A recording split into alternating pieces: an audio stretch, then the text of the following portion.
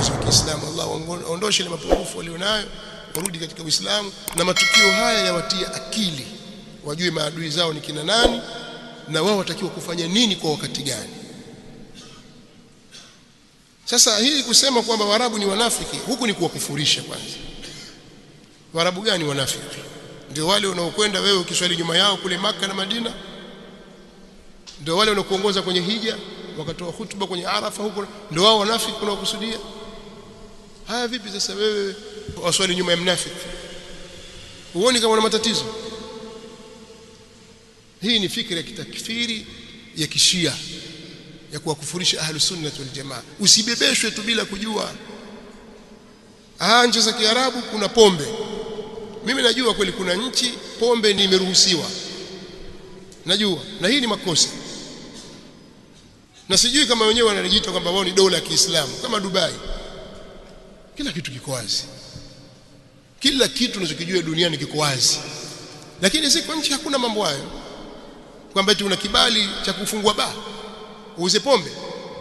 Ajaribu uone. Lakini kwa watu wanywe pombe, hata katika enzi za Mtume ilikuweko.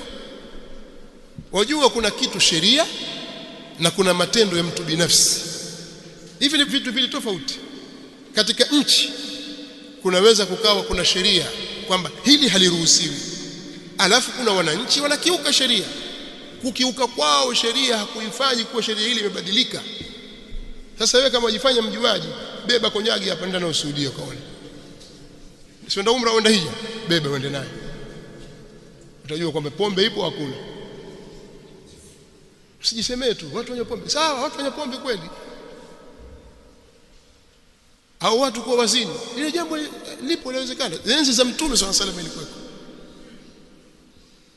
Au nyinyi hamjui historia ya Bani Umayya, ya Bani al-Abbas na dawali nyingine zilizofuata baada ya hapo. Lakini dola za Kiislamu huwezi kuwakufurisha kwa sababu ya maasi. Hii ni misimamo mibovu kabisa, misimamo ya kikhawarij. Alafu ukisema kwamba mashehe wamekaa kimya, wewe umsikiliza shehe nani? Maana mashehe tunaosikiliza sisi wanakataza mambo haya, wakataza maulidi tu. Wewe umsikiliza shehe nani? Wataka fatwa za Sheikh Fauzani asemaje? Ndiye mufti wa Saudi Arabia sasa, asemaje kuhusu pombe, kuhusu madanguro? Au mtaka Ibn Baz asemaje? Au alatina kamati ya kudumu ya fatwa waitaka yasemaje, yaelezaje jambo hilo? Sasa ukisema kimya, ulitaka uje kuomba nyumbani kwako, si maneno sawa. Watu waache chuki na propaganda, wasitumike katika kuwachafua waislamu wenzao. Na haya maneno kwamba eti ikiaguka dola ya kishia kwamba Waarabu watakuwa mashoga, watakuwa hivi, umetoa wapi maneno haya? Kwa tathmini ipi? Kwa tathmini ipi? Kwamba wale Wayahudi watawachezea kwani wale wazuia nini? Kwani mshia pale azuia nini? Mimi nauliza tu, Shia azuia nini pale? Myahudi anachotaka kukifanya kwamba ashindwe kwa sababu amuogopa mshia, kwa jambo lipi? Kwani alipotaka kupigwa Muiraki, mshia alikuwa yuko wapi? Si Irani alikuwepo? Yesu ndio alisaidia. Sasa msizungumze vitu kama hamfahamu, msitaki kuwadanganya watu. Usije ukakaa ukafikiria kwamba eti Irani au Shia wako kwenye mkakati wa kuwatetea masunni hata siku moja. Hiyo jambo haliwezi kutokea. Wao siku zote wako katika kufanya mikakati ya kuangusha masunni, na wao wakae sehemu za masunni.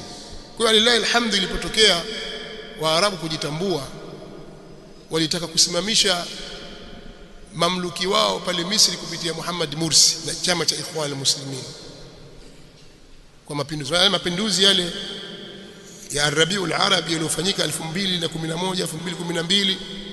Mashia pale walikuwa na mikono pale, bao kina Gaddafi wakaangushwa, walikuwa na mikono mule. Kwa hiyo akaangushwa Muhammad Husni Mubarak, mara kaingia Mursi bali masuti yake muikhwani, lakini pale akaanza kutaatafu na Mashia, wakati ilikuwa katika kipindi cha nyuma marufuku. Wakaanza kufungua hauza zao, wakaanza kufanya hivi. Alhamdulillah, Allah akatuondoshia mtu yule, akaja mtu mwingine. Kwa kampeni yao ikawa imefeli hapo. Kule Syria Jamaa walitafatani, Waarabu wakakumbuka siku nyingi, wakaona hapa lazima tuiondoe hii serikali. Wakati gani? Wakati kwa sababu hawa wanalindwa na Mrasha ameshughulishwa na Ukraine. Wakati huo ndio kuchukua nchi ya Bashar al-Assad. Wakati wa nguvu Bashar kaondoka, iko Bashar msuni bali.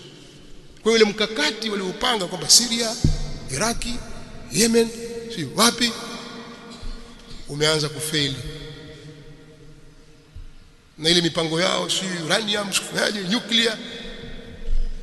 Sisi tuombe dua Allah subhanahu wa ta'ala awasaliti madhalim kwa madhalim, na sisi atuepushe na ile sharia, atutoe salama, na tuombee Uislamu na dini ya Allah subhanahu wa ta'ala, na Waislamu walio wanyonge tuwaombee, ndugu zetu walioko Palestina kwa ujumla na Gaza bil khusus, ndugu zetu walioko Yemen, walioko Syria na sehemu mbalimbali ambao wanaishi kwa unyonge. Sisi tuombee dua. Huko Sudani tuombee dua ndugu zetu sisi, Allah awatie nguvu, awanusuru kwenye lile walilonalo, awape faraja. Yote hii ni mipango ya watu waovu, madhalim. Dhalimu haijalishi kuwa dhalimu ni nchi gani au kabila gani au dini gani. Dhalimu ni dhalimu tu, kwenye Uislamu hakubaliki. Ana jina gani, atoka wapi, mrengo upi, muda wa kuwa ni dhalimu hakubaliki. Kwa sisi ni kuombea dua ndugu zetu, Allah wasalimishe na dhulma. Sisi hatuna uwezo kwenda Palestina kwenda kuwanusuru, wala hatuna silaha za kupambana, lakini silaha yetu kubwa sisi ni dua.